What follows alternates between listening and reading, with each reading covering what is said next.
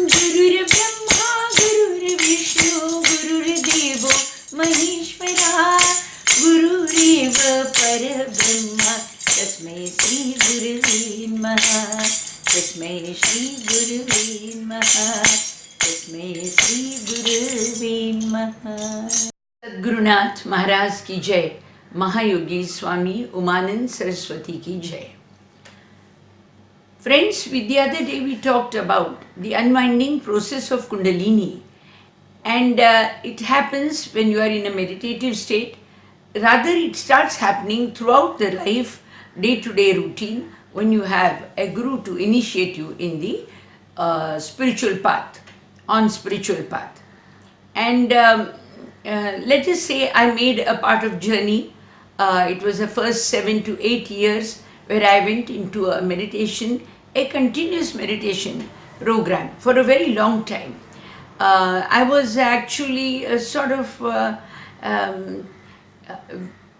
very much into it. It used to be for hours together I would meditate. And one fine morning I had the opportunity to go to Mahayogi Umananda Saraswati, my present day guru, and yes, someone I cherish, I revere, I worship, and well, she is now my philosopher, guide, friend, mother, goddess, call her whatever you would like to. But for me, I think she's the ultimate. She's supposed to be an incarnation of Shiva and Parvati. Mahayogi Umanand Saraswati. She is supposed to be the incarnation of Mahashakti, Adishakti, and Shiva Parvati.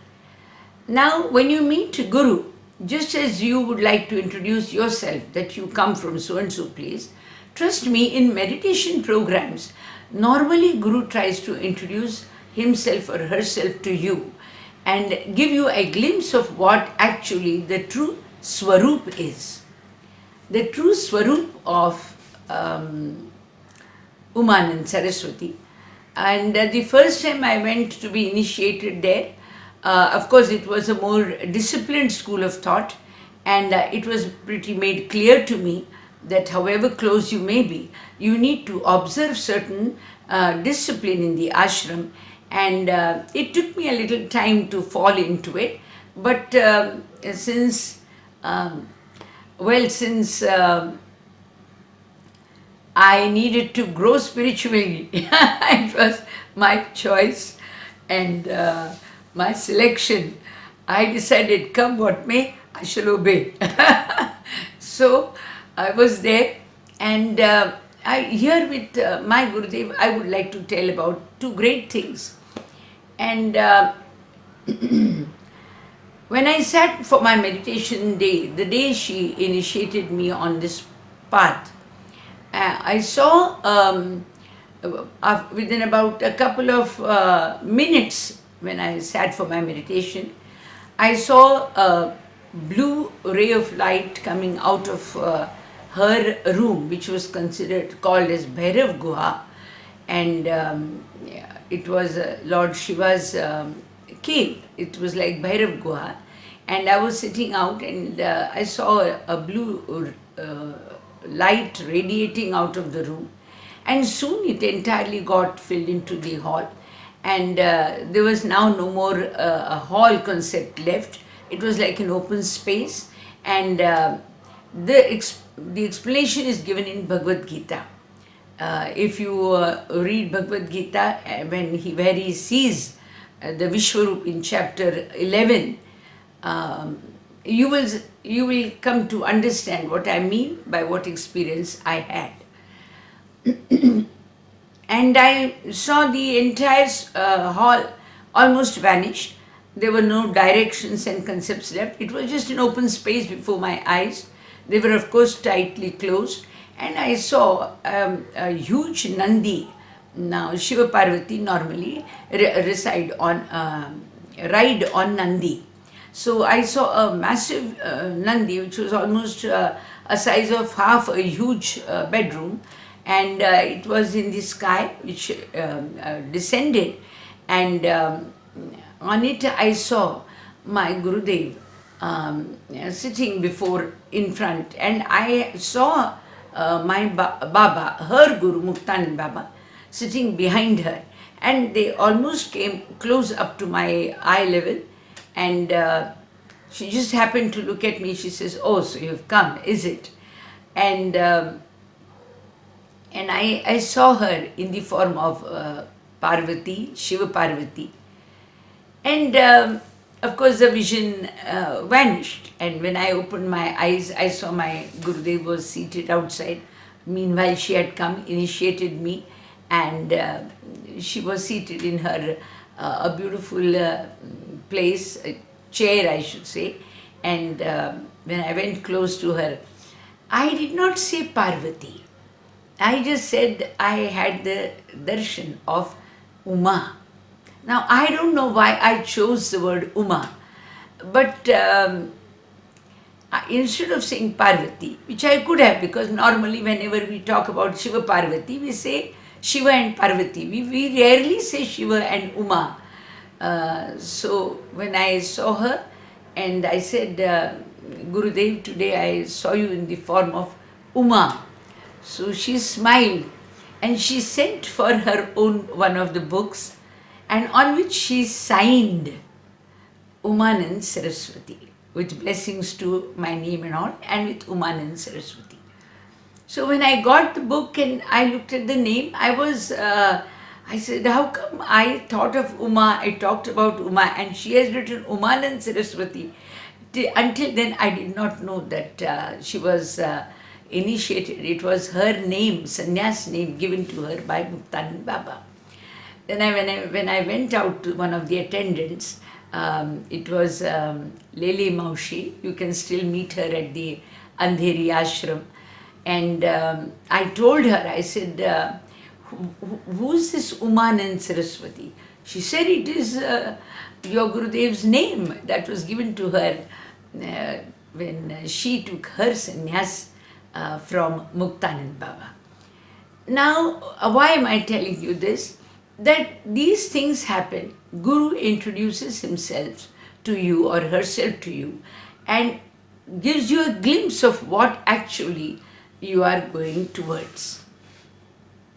That was one great incident for me, and since I was already into the meditation program for a long time, about 7 to 8 years prior to meeting her, I could correlate these few things and come to an understanding with the spiritual concepts or the messages sent to us through these programs. There was one more thing I want to tell you. It was an incident which was close to my son, and he himself is a great rock star today. Well, I'm not going to tell you who he is, unless, let's see. So this great rock star of mine, my son, he had a little problem with the eye, and as a mother, being an anxious mother, I remember having rushed to her and I said, Gurudev, my son has the problem with the eye, and I am very scared. So with confidence she told me, she looked at me and she said, I have initiated him, haven't I? Nothing will happen to him. Now, these two things I wanted to tell you, that I was now in the safest hands of one of the highest spiritual entity, who was the incarnation of Adi Shakti, the Parvati, and combination of Shiva Parvati.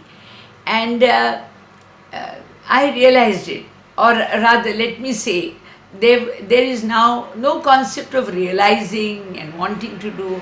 It is just that I'm on this path, and for last almost now, let's say, this happened in the year of 1979 when I got initiated by her again, and it continued, the journey continues today. And well, she is there in the form of intuition, she is in the form of grace. She's in the form of all my wishes getting fulfilled every second. And she is there to intuitively get my writings done, my translations done. And if there is anything I need to, I suppose something is going to obstruct my onward walk, well, I immediately come across some assistance and some help and some push in the direction of my spiritual journey. And I humbly stand grateful to her for all this. She walks step by step with me almost. Now, I would like to tell a small story here, which will give you an idea what exactly a guru can do for us. This was probably a story which maybe it is heard by some of you or many of you. However, I'd like to offer my tribute to the story. Once it is so said that a man was arguing with Christ and he kept on saying, God, you are not fair to me. So I believe Lord Christ said, why, what is it? What have I done that you feel this? So he says, no, whenever I needed help, you were not there. So he says, what makes you say that? What makes you say that? So he says, look here, come here. He says, these are our steps. There are 4 steps here. That was you and me walking together. Now these are here, you see, there are only 2. And then again you see after some time there are 4. But again after some time you see only 2 steps, 2 feet. 2 feet, and every time there is a gap, stop gap, and there are just 2 feet. And he says, this was I'm sure this was the time when I was in my a very weak moment, a bad moment, a moment of crisis, and you have disappeared. So God said, young man, look closely. You look closely and see, those are my feet. And you were carried by me when you were troubled. Well, let me just in one little short story tell you how my Gurudev stands by me. And now I remember she had told me that you have done a lot of meditation, and now she wanted me to take up studies. So she would say a bird needs 2 wings and a tail. The one wing is devotion, the other one is meditation, and the tail is knowledge. Now she says, you are only stuck with meditation and devotion. What about the tail of knowledge? And she said that you have to now study. So Gurudev brought into me a discipline of studying spiritualism. It was a program, as I have already earlier told in the first 12 cassettes of my Kundalini Yoga, which are available on YouTube. And in that, I have told you regularly that from morning 3 to 6, that is Brahma Muhurta, this is the time when I actually turn to do my work. And I've decided, just as any other person in the world is working to earn his daily bread for about 8 hours, so that much time I have given myself to be in service of my Guru. And I try to make it between morning 3 to about 12. So it gives me a complete program. I could do my meditation, I can start writing, I can read, I can offer my prayers. And during the rest of the day, of course, then I tend to meet people, counsel, or whatever it is. Well, this is a way of me having worked towards whatever I am. It's not that you work towards enlightenment. You just continue to live a very beautiful, spiritually planned life. And it gradually, the rest of the knowledge, or you call it the spiritual, or the abilities, yes, the abilities and the capacities in one start probably growing. The ability to get more focused, get the jobs done, work towards a program, or whatever abilities are required, yeah, they tend to grow, and they make your day-to-day routine a pleasant program for you. So spiritualism, and of course in this I don't want to take your focus away from the progress of Kundalini. Now, Kundalini is said to make her progress as we make the meditation progress. Of course, we need to work on all three levels: physical, mental, and intellectual. And I told you, for meditation, you need to sit in a proper posture, at least for minimum the number of hours, minutes that your age relates to. I'm 70 today, so for at least 70 minutes, I should do meditation. And it goes for each one of you. And second thing, of course, as I told you, you must read something, at least a few lines of knowledge and wisdom, and you can choose any one of the saints. You can program it into a saptaha, a 7-day program.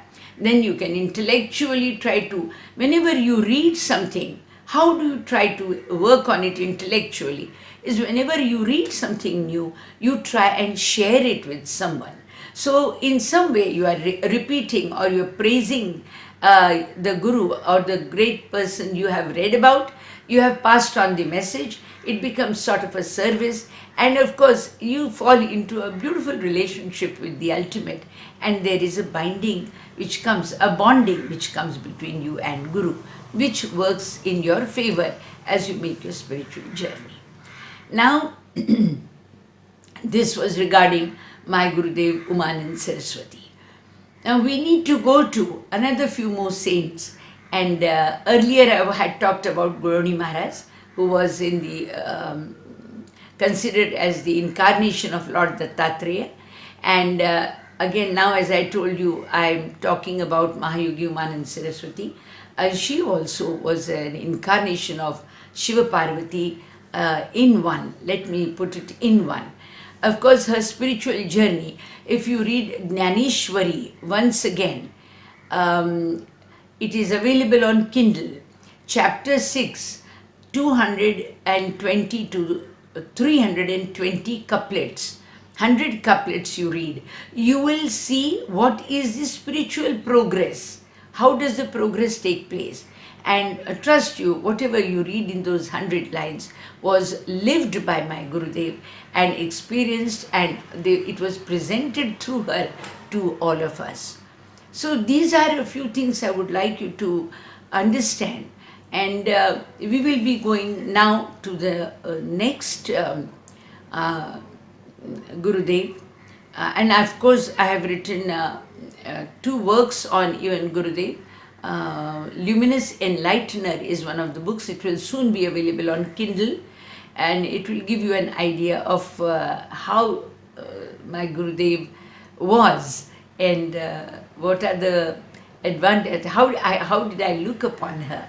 And of course I will also be sharing my personal biographical sketch that I have written. It's Uma Priya. Umanand was her name, and I loved calling myself, the pen name was Uma Priya, so the loved one of my Guru. And there were hundreds of moments which I shared with her. I shall share tomorrow with you. There will be few couple of incidents which I shall talk about when I lived in her ashram at Andheri for just 9 years, 9 months and 9 days.